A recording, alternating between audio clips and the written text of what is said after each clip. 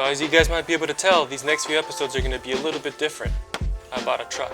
This is a 2004 Chevy Silverado 2500 HD 4x4 that I bought for $4,000. Now, as you can clearly see, this truck is in very rough shape. The clear coat is peeling absolutely everywhere, and it's leaking from a ton of places, and it's going to need a lot of work. Now what I want to do with this truck is give it a new life as a parts and car hauler. I want to use it to tow not only my cars, but my friends' cars to and from shops and race cars all over California.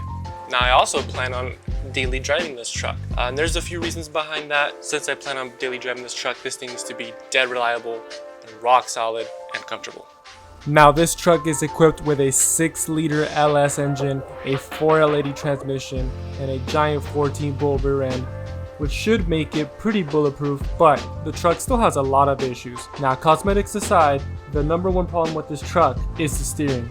It is scary sloppy, especially on the freeway, and it leaks a ton of power steering fluid. Now, we are absolutely going to tackle the ugly that is all over this truck, but the first thing we want to take care of is that steering system. So that is where we're going to begin.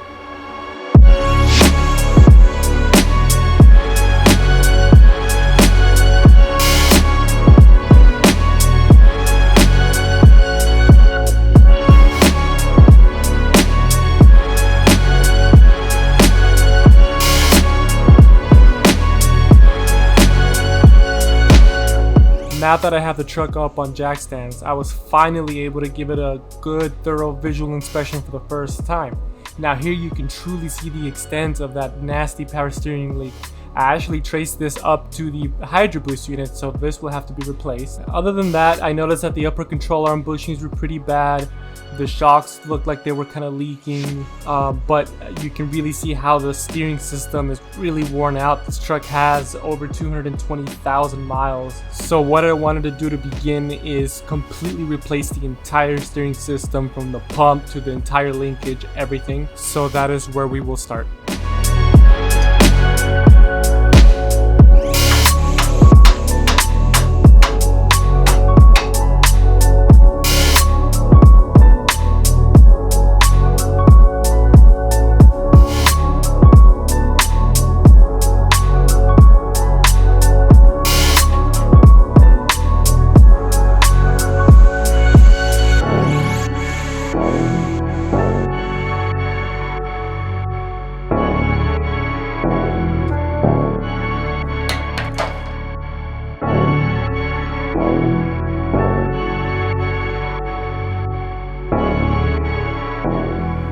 Now I'm really glad that I went with the 2500 HD. You know, just looking underneath the truck and just seeing how big and chunky everything is just makes me feel like this is going to be a very reliable truck. And I only say that because, you know, these things are built to be very, very durable. They're meant to withstand a lot of load. And I'm going to be putting this truck through its paces. I mean, think about it. We have driver, a passenger, tools, equipment, trailer, and a car. You're putting a lot of stress on the truck. Not only that, but we're in SoCal, and all the tracks around us are like in the desert, way out in the desert. And if we're gonna be, you know, racing in the summer, then everything on this truck needs to be perfect. So braking, steering, cooling, air conditioning. So I have a lot of work to do on this thing. And luckily, and I could take my time.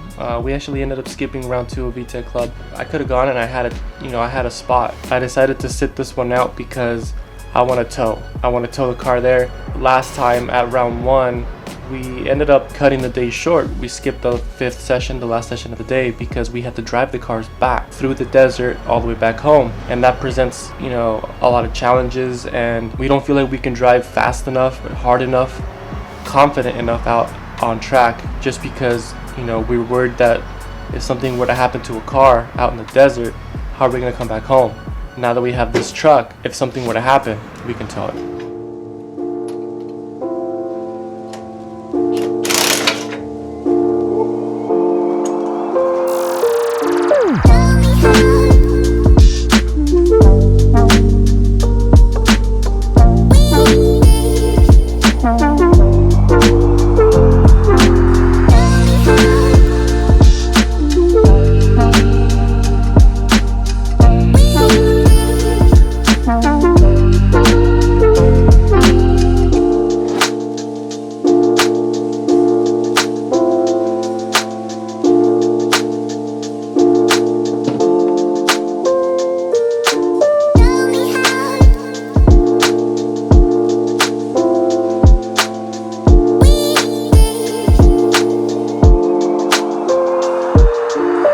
With most of the steering components out of the way, the next big step is replacing that leaky power steering pump. Now while we're in there, we're going to drain our cooling system and go ahead and throw in a brand new radiator because our old one had a gradual leak. And since all of the accessories will be off, we're gonna go ahead and replace all the belts, tensioners, and pulleys that we're able to replace. This is mainly for peace of mind and just so that we know we don't have to go back in there in the near future.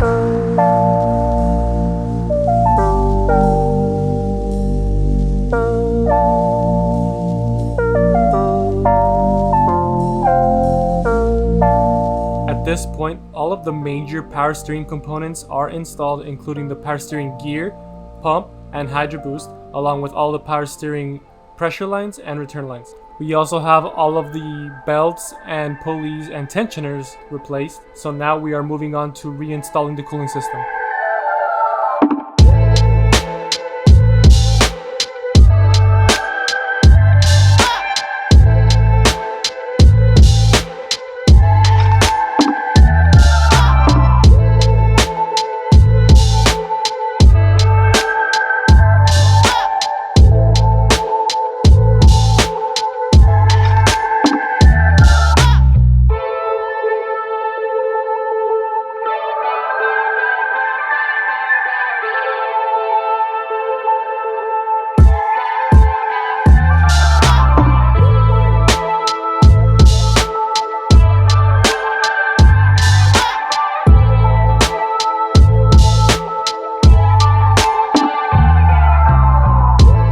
With all new Moog inner and outer tie rods installed on the center link, we began to reinstall the whole steering link system in the truck. This also included a brand new idler arm and bracket, a brand new pitman arm, a brand new steering gear, as well as those inner and outer tie rods that I mentioned earlier, and everything but the steering gearbox came from Moog.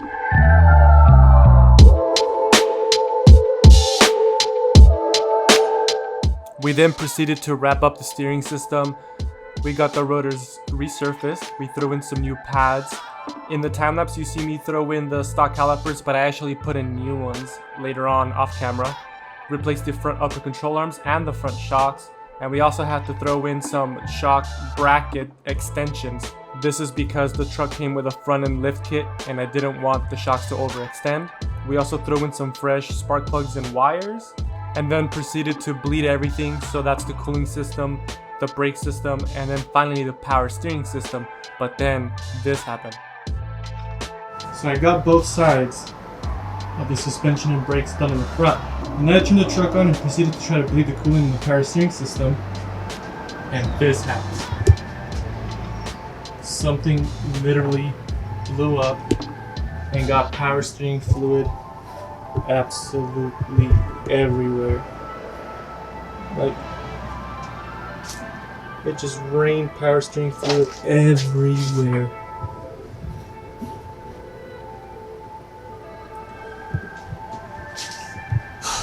Like,